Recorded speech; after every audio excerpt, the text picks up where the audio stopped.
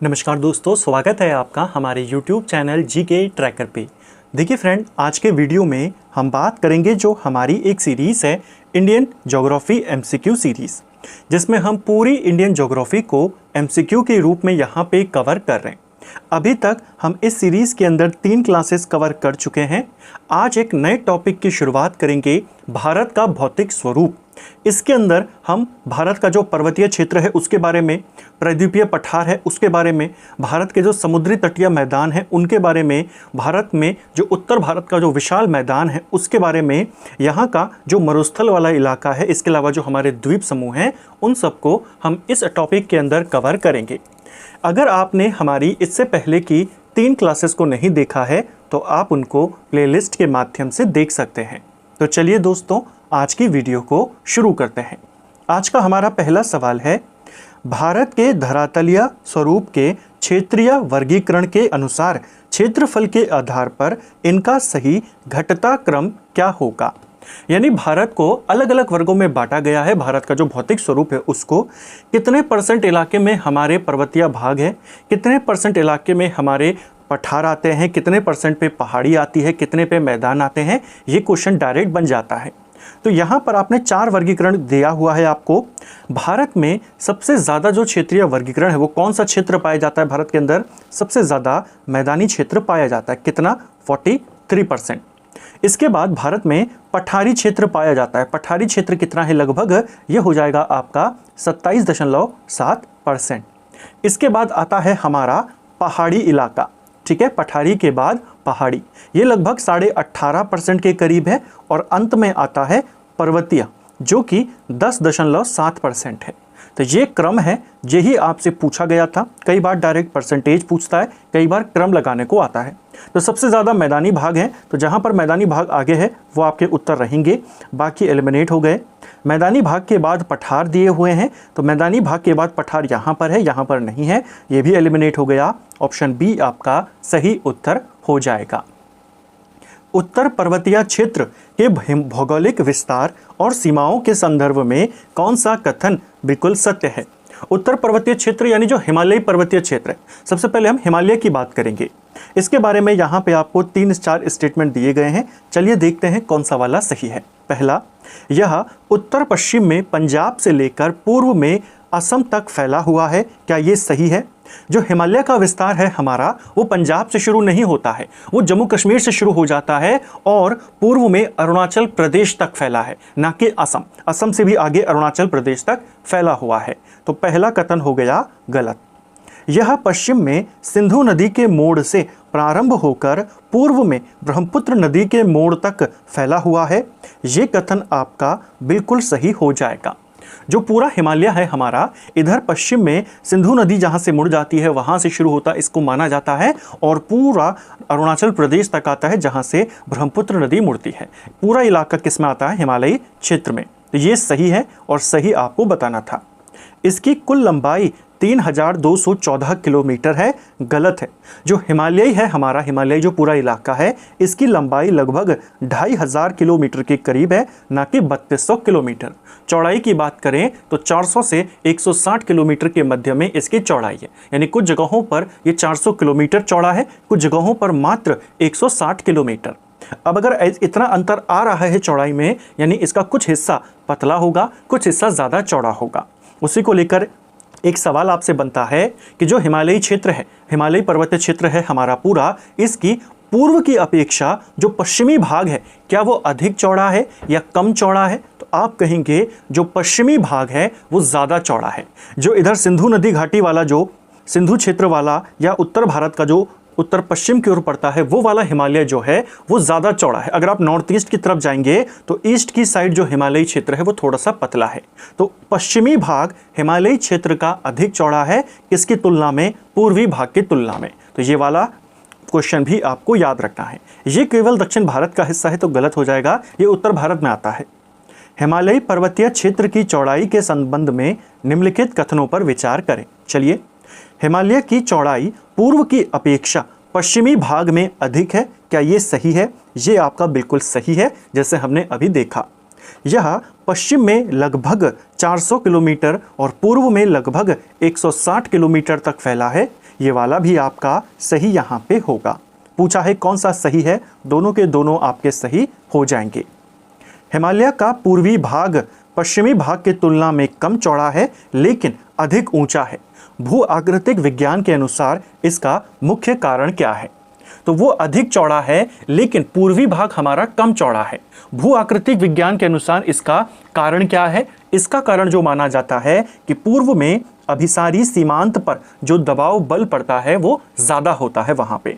तो पूर्व में अभिसारी सीमांत पर दबाव बल का अधिक होना यही कारण है। इधर आपको ऊंची चोटियां मिलेंगी लेकिन एरिया पतला है और उत्तर में आपको एरिया चौड़ा मिलेगा। ठीक है, इसी दबाव बल के अधिक होने के कारण वहां पर आपको ज़्यादा ऊंचे पर्वत मिलते हैं। अगला, एल्फ्रेड वेगनर द्वारा प्रतिपादित महाद्वीपीय विस्थापन सिद्धांत कॉन्टिनेंटल ड्रिफ्ट थ्योरी के ऐतिहासिक और सैद्धांतिक पृष्ठभूमि के संदर्भ में कौन सा कथन बिल्कुल सत्य है? अब देखिए, हमने जब हिमालय के बारे में बात करी थी इंडियन ज्योग्राफी के अंदर, बिल्कुल ग्राफ्स के माध्यम से, मैप के माध्यम से इसको जाना था। हमने हिमालय की उत्पत्ति के बारे में और महाद्वीपों के बनने के बारे में भी बात करी थी। हिमालय की उत्पत्ति जो बनी है, हिमालय जो हमारा बना है, दो महाद्वीपों के विभाजन के कारण हिमालय का निर्माण हुआ था, जिसको कहते हैं plate tectonic theory. Alfred Wegener ने दिया था महाद्वीपीय विस्थापन सिद्धांत। इन्होंने महाद्वीपों के निर्माण के बारे में बताया था कि महाद्वीपों का निर्माण कैसे हुआ। उसी के अंदर है आपका कि हिमालय की उत्पत्ति कैसे हुई। तो चलिए यहाँ पे पहले कथनों को देखते हैं, फिर इसके सिद्धांत को समझते हैं। एल्फ्रेड वेगनर ने यह सिद्धांत 1920 में दिया था। पहला ही कथन आपका गलत है, ये सिद्धांत उसने 1912 में दिया था। ठीक है, एल्फ्रेड वेगनर ने। वेगनर के अनुसार कार्बोनिफेरस युग से पहले सभी विशाल भूखंड आपस में जुड़े हुए थे, जिसे पैंथालासा नाम दिया गया। क्या ये सही है? ये वाला भी आपका गलत है। जो वेगनर है, इन्होंने कहा कि कार्बोनिफेरस युग से भी पहले, यानी बहुत प्राचीन काल में, पूरे दुनिया के जो विशाल भूखंड थे हमारे, वो एक भूमि से जुड़े हुए थे, जिसको क्या नाम दिया गया? जिसे पेंजिया कहा गया। ठीक है, और ये जो एक विशाल भूखंड था, इसके चारों ओर एक ही सागर था, उस सागर का नाम था पैंथालासा। ठीक है, इस सिद्धांत के अनुसार कार्बोनिफेरस युग से पहले जुड़े हुए सभी विशाल भूखंड को पेंजिया नाम दिया गया। ये वाला आपका सही होगा। ये विशाल महाद्वीप चारों तरफ से जमीन से घिरा हुआ एक सूखा मरुस्थल था। गलत है, समुद्र से घिरा हुआ था, एक विशाल महासागर से घिरा हुआ था, जिसे पैंथालासा कहा जाता है। अब इसने बताया क्या? अब इसके सिद्धांत को समझते हैं। आंसर हमारा क्या है? Option C. वेगनर कहता है कार्बोनिफेरस युग से पहले सभी जो भूमि थी पूरी दुनिया की, वो आपस में जुड़ी हुई थी, जिसको पेंजिया कहते थे। ठीक है, कार्बोनिफेरस युग जब शुरू हुआ तो ये जो पेंजिया महाद्वीप था, विशाल महाद्वीप इसको कहते हैं, ये टूटना शुरू हो गया और इसके टूटने से दो बड़े महाद्वीप बने। एक को कहा गया गोंडवाना लैंड और एक को कहा गया लॉरेशिया या अंगारा लैंड। ठीक है, इन दोनों लैंड के बीच में, इन दोनों महाद्वीपों के बीच में एक सागर का निर्माण हुआ, जिसको कहा गया टेथिस सागर। ठीक है, जो भारतीय उपमहाद्वीप था, यानी भारत, श्रीलंका, पाकिस्तान, बांग्लादेश, ये सारे के सारे जो थे, नेपाल, भूटान, ये सारे के सारे उस समय गोंडवाना लैंड का हिस्सा थे। जबकि जो बाकी का एशिया पड़ता है, जिसमें आपका चाइना आ गया या दूसरे देश जो आ गए चाइना के अलावा एशिया के, वो सारे के सारे अंगारा लैंड का हिस्सा थे। यहाँ से गोंडवाना लैंड से भारतीय उपमहाद्वीप का हिस्सा टूटा और वो अंगारा लैंड की ओर बढ़ने लगा। बीच में ये जो सागर था, टेथिस सागर, ये धीरे धीरे सिकुड़ता गया और यहाँ से पर्वत चोटियाँ ऊपर उठती गई और आखिर में जाकर भारत का हिस्सा इस वाले लैंड से आकर मिला। और जब ये टक्कर हुई, हिमालय का निर्माण हुआ। जहाँ पर टेथिस सागर था, वहाँ पर हिमालय पर्वत श्रेणी बन गई, वहीं पर माउंट एवरेस्ट बन गया। ये कहा था किसने? एल्फ्रेड वेगनर ने, महाद्वीपों के निर्माण के बारे में। तो ये है कॉन्टिनेंटल ड्रिफ्ट थ्योरी। ठीक है, पेंजिया महाद्वीप के प्रारंभिक विभाजन के संबंध में निम्नलिखित कथनों पर विचार करें। पहला, पेंजिया का विघटन कार्बोनिफेरस युग में शुरू हुआ। ये सही है। ये युग पूछ लेता है कि पेंजिया से दो बड़े महाद्वीप जब बने, लॉरेशिया और गोंडवाना लैंड, वो किस काल में बनने शुरू हुए? कार्बोनिफेरस युग में। फिर बाद में जाकर के ये दोनों भी, जो गोंडवाना लैंड है और जो अंगारा लैंड है, वो दोनों भी टूटे। वो टूटे जौरसिक काल के करीब। ठीक है, इसके उत्तरी भाग को गोंडवाना लैंड कहा गया और दक्षिणी भाग को अंगारा लैंड कहा गया। पेंजिया के उत्तरी भाग को कहा गया था अंगारा लैंड और दक्षिणी भाग को कहा गया था गोंडवाना लैंड। तो यहां से भी सवाल बन सकता है, यहां पर इनको बदल दिया गया। उत्तरी भाग को नाम दिया गया था क्या, अंगारा लैंड, और दक्षिणी भाग को नाम दिया गया था गोंडवाना लैंड। भारत इसका हिस्सा था गोंडवाना लैंड का, और बाकी का जो एशिया है वो अंगारा लैंड का। ठीक है, इन दोनों विशाल भूखंडों के मध्य में टिथिस सागर का विकास हुआ। ये भी सही है, पहला भी सही है। तो पहला और तीसरा ये सही है, बाकी आपके गलत हैं।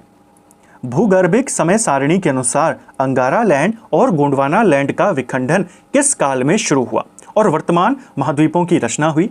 कार्बोनिफेरस युग में तो पेंजिया का विखंडन शुरू हुआ।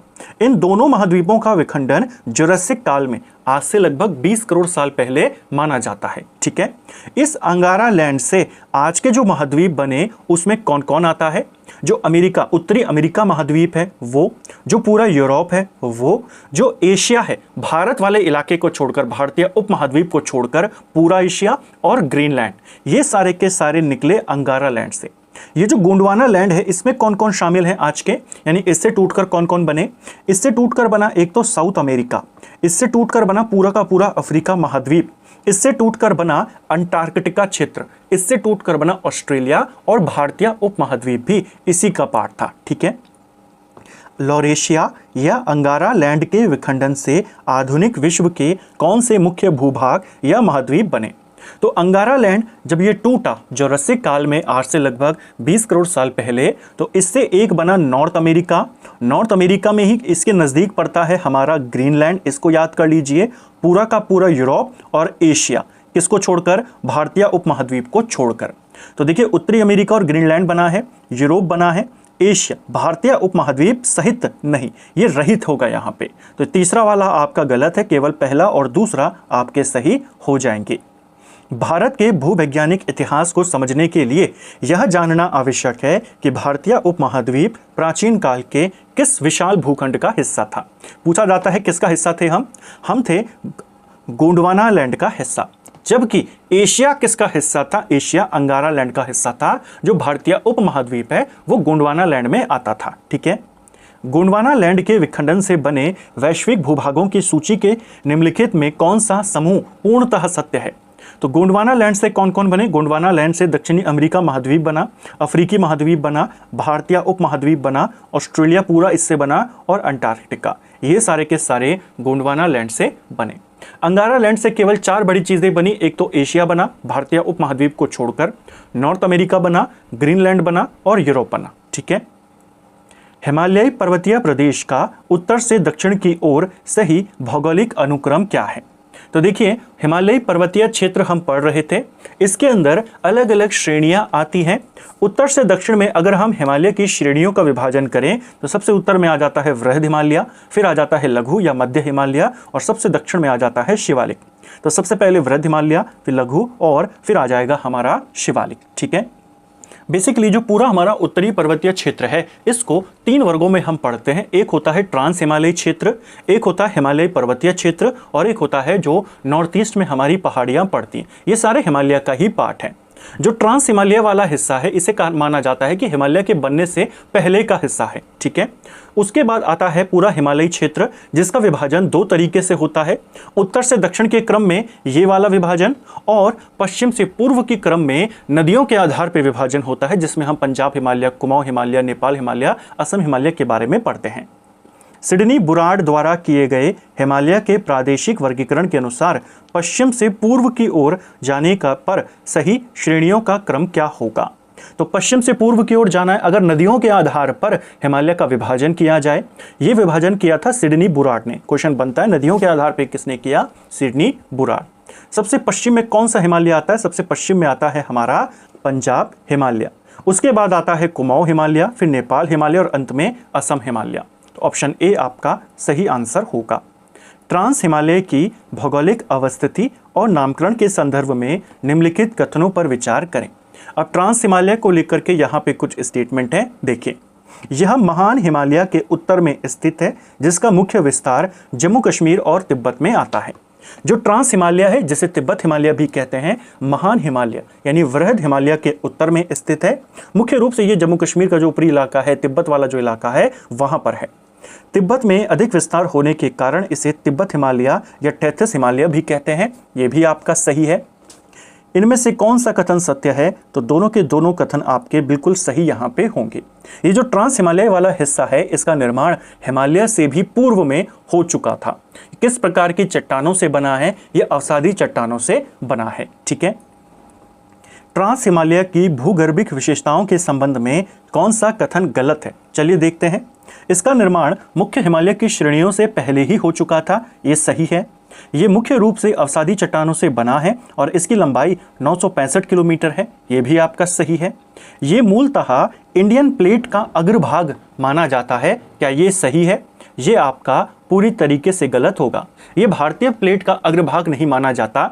हमने देखा था एशिया जो पूरा था वो अंगारा लैंड का हिस्सा था, पूरा यूरोप उसमें पड़ता है, तो इस वाले इलाके में पाई जाती है यूरेशियन प्लेट।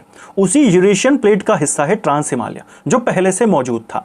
भारतीय प्लेट और पूरा का पूरा भारतीय उपमहाद्वीप बाद में आकर यहाँ पे टकराया और हिमालय का निर्माण हुआ। यहाँ पर फिर अलग अलग श्रेणियां बनी। इसी के उत्तर में ये वाला हिस्सा कहलाता है ट्रांस हिमालय, जो यूरेशिया का पार्ट था, ना कि इंडियन प्लेट का। तो ऑप्शन सी वाला आपका गलत है, गलत ही बताना था। अत्यधिक ऊंचाई और ठंडी जलवायु होने के कारण वनस्पतियों का यहाँ पर सर्वथा अभाव पाया जाता है, ये बिल्कुल सही आपका हो जाएगा। ठीक है, ट्रांस हिमालय भूभाग से निकलने वाली नदियों की प्रकृति के संबंध में सही कथन कौन सा है? अब ट्रांस हिमालय की नदियों को लेकर के यहाँ पे सवाल है, देखिए। इस श्रेणी में केवल मौसमी और छोटी नदियां निकलती हैं, क्या ये सही है? गलत हो जाएगा। यहाँ से काफ़ी बड़ी बड़ी नदियां निकलती हैं, जिसमें सबसे इंपॉर्टेंट है सिंधु नदी। इस श्रेणी से सतलज, सिंधु और ब्रह्मपुत्र जैसी पूर्ववर्ती नदियों का उद्गम होता है। पूर्ववर्ती नदी यानी एंटीसीडेंट नदियां, ऐसी नदियां जो हिमालय पार की नदियां मानी जाती है, यानी हिमालय के बनने से पहले से बह रही हैं। ऐसी नदियों की संख्या मुख्य रूप से 3 है, जिसमें सतलज, सिंधु और ब्रह्मपुत्र आती हैं। अगर आपसे पूछेगा 4 नदियों के नाम देकर, कहेगा इनमें से पूर्ववर्ती नदी कौन सी है? पूर्ववर्ती नदी यानी कि जो नदी हिमालय के बनने से पहले से बहती हुई आ रही है, उसी को कहते हैं। यहां से निकलने वाली नदियां बंगाल की खाड़ी में नहीं गिरती हैं, ये वाला भी गलत है। ब्रह्मपुत्र यहां से आती है और गंगा में संगम करने के बाद बंगाल की खाड़ी में ही जाती है। हम इस क्षेत्र से केवल गंगा का उद्गम होता है नहीं, यहां से बहुत सारी नदियां निकलती हैं, जिसमें सिंधु, सतलज, इसके अलावा हमारी ब्रह्मपुत्र भी है, और हिमालय वाले इलाके से आपकी गंगा, उसके साथ यमुना और बाकी नदियां भी आती हैं। ये भी आपका गलत हो जाएगा, केवल बी वाला कथन आपका सही है। काराकोरम श्रेणी के संदर्भ में दिए गए तथ्यों के आधार पर सत्य कथन को चुनें। कुछ स्टेप इंपॉर्टेंट फैक्ट यहाँ पे दिए गए हैं, चलिए देखते हैं काराकोरम श्रेणी को लेकर यहाँ पे कौन सा सही है। जो ट्रांस हिमालय वाला पार्ट है, इसमें कई सारी श्रेणियां पाई जाती है। जो ट्रांस हिमालय वाला पार्ट है, इसमें कई सारी पर्वत श्रेणियां पाई जाती हैं, जिसमें काराकोरम, लद्दाख, जास्कर, पीर पंजाल ये सारी शामिल हैं। काराकोरम को लेकर के स्टेटमेंट हैं, देखिए। इसे उच्च एशिया की रीढ़ यानी बैकबोन ऑफ हाई एशिया कहा जाता है और यह भारत का सबसे उत्तरी पर्वत है, यह आपका बिल्कुल सही है। जो काराकोरम पर्वत श्रेणी है, ये भारत की सबसे उत्तरी पर्वत श्रेणी है, सबसे उत्तरी पर्वत है और इसे उच्च एशिया की रीढ़ कहा जाता है। यह जास्कर श्रेणी के दक्षिण में स्थित भारत का सबसे छोटा पर्वत है, क्या ये सही हो जाएगा? गलत है, ये सबसे उत्तर में है, यानी इसके ऊपर कोई भी पर्वत श्रेणी नहीं है, तो इसके ऊपर जास्कर कहां से आ जाएगा? काराकोरम पर्वत श्रृंखला तिब्बत के दक्षिण में समाप्त हो जाती है, क्या ये सही है आपका? ये वाला भी गलत है, वहां भी इसका विस्तार पाया जाता है। हमने देखा कि इसका अधिकतर विकास जो है, अधिकतर विस्तार जो है वो तिब्बत, जम्मू कश्मीर इन इलाकों में है। इसे प्राचीन काल में महान हिमालय कहा जाता था, गलत है, ये हिमालय के बनने से पहले बना था। केवल बी वाला, सी वाला और डी वाला गलत है और ए वाला केवल आपका सही है। भारत की सबसे ऊंची चोटी गॉडविन ऑस्टिन, जिसे हम K2 कहते हैं, के संबंध में निम्नलिखित कथनों पर विचार करें। पहला, इसकी कुल ऊंचाई 8611 मीटर है, तो भारत की जो सर्वोच्च शिखर है वो K2 है। इसे गॉडविन ऑस्टिन के नाम से जाना जाता है और ये काराकोरम श्रेणी का ही पार्ट है। काराकोरम श्रेणी के अंदर ऐसी ऊंची ऊंची पर्वत चोटियां पाई जाती हैं, इन्हीं को कहा जाता है K1 और K2। ये जो K2 वाली है, ये सबसे ऊंची चोटी है यहाँ की और भारत की भी, ठीक है। वैसा नाम इसका क्या है? Godwin Austen. इसकी ऊंचाई 8611 मीटर है, ठीक है। यह ट्रांस हिमालय के अंतर्गत काराकोरम पर्वत श्रेणी की सर्वोच्च चोटी है, यह भी सही है आपका। यह भारत की सबसे ऊंची और दुनिया की दूसरी सबसे ऊंची चोटी है, यह भी आपका सही है, ठीक है। माउंट एवरेस्ट के बाद K2 का ही स्थान आता है। पूछा है कौन सा सही है, तीनों स्टेटमेंट आपके सही यहाँ पे होंगे। ग्लेशियरों की अवस्थिति के अनुसार प्रसिद्ध सियाचिन ग्लेशियर किस घाटी में स्थित है और किस हिमालय का हिस्सा है? जो सियाचिन ग्लेशियर है हमारा, ये पड़ता है किस घाटी में, ये किस हिमालय के अंदर है? सियाचिन ग्लेशियर भी काराकोरम श्रेणी के अंदर ही पड़ता है। काराकोरम श्रेणी हमारी ट्रांस हिमालय के अंदर आती है। ये किस हिमालय का पार्ट होगा? ट्रांस हिमालय का, और नुब्रा घाटी में स्थित है। बेसिकली काराकोरम श्रेणी के अंदर कई सारे इंपॉर्टेंट ग्लेशियर स्थित हैं, जिसमें सियाचिन सबसे इंपॉर्टेंट है। इसके अलावा बाल्टोरो, बियोफो, हेस्पर, ये सारे के सारे इसी में ट्रांस हिमालय में आते हैं। माउंट राकापोशी चोटी के संदर्भ में विश्व स्तर पर कौन सी भौगोलिक विशेषता प्रसिद्ध है? माउंट राकापोशी को लेकर के भी सवाल बन जाता है। देखिए, जो काराकोरम श्रेणी है उसके दक्षिण में लद्दाख श्रेणी स्थित है। लद्दाख श्रेणी के अंदर ही आता है अक्साई चीन, ठीक है। इसी लद्दाख श्रेणी का जो सर्वोच्च शिखर है उसे कहते हैं माउंट राकापोशी, और ये दुनिया का सबसे तीव्र ढाल वाली चोटी है। सबसे अधिक तीव्र ढाल वाली चोटी कौन सी है दुनिया की? वो माउंट राकापोशी है, जो लद्दाख श्रेणी की भी सर्वोच्च चोटी है।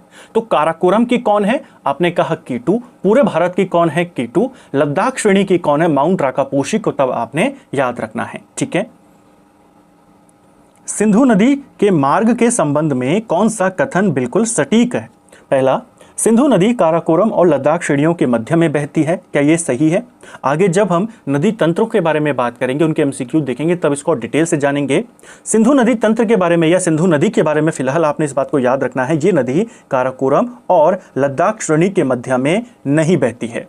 देखिए, हमने लद्दाख श्रेणी की बात करी, उसकी सबसे ऊंची चोटी को देखा। लद्दाख श्रेणी के दक्षिण में पड़ती है जाक्सर श्रेणी, और इसी लद्दाख और जाक्सर के मध्य से होकर बहती है सिंधु नदी। तो सिंधु नदी लद्दाख और जास्कर श्रेणी के मध्य से होकर बहती है। सिंधु नदी लद्दाख और जास्कर के बीच बहती है और लद्दाख श्रेणी को बुंजी नामक स्थान पर काटकर भारत के सबसे गहरे गर्त का निर्माण करती है। क्या ये सही है? ये वाला भी सही है। भारत का जो सबसे गहरा गर्त यहाँ पे बनता है या गॉर्ज बनता है, इसका निर्माण सिंधु नदी करती है बुंजी नामक जगह पे लद्दाख श्रेणी के ही अंदर, ठीक है। इसका जो विस्तार है जम्मू कश्मीर के इलाके में और उत्तराखंड के इलाके में इसका पूरा विस्तार है। लद्दाख श्रेणी के बाद दक्षिण में स्थित है जास्कर श्रेणी। इसी जास्कर श्रेणी की जो सबसे ऊंची चोटी है वो है नंगा पर्वत। इसके अंदर कई सारे दर्रे भी हैं, जिसमें माणा, नीति, लिपुलेख, किंगरी बिंगरी, ये सारे दर्रे शामिल हैं। तो ये किसका पार्ट है? ये जास्कर श्रेणियों का पार्ट है। इसका विस्तार हमने देखा जम्मू कश्मीर, उत्तराखंड, इन इलाकों में पाया जाता है।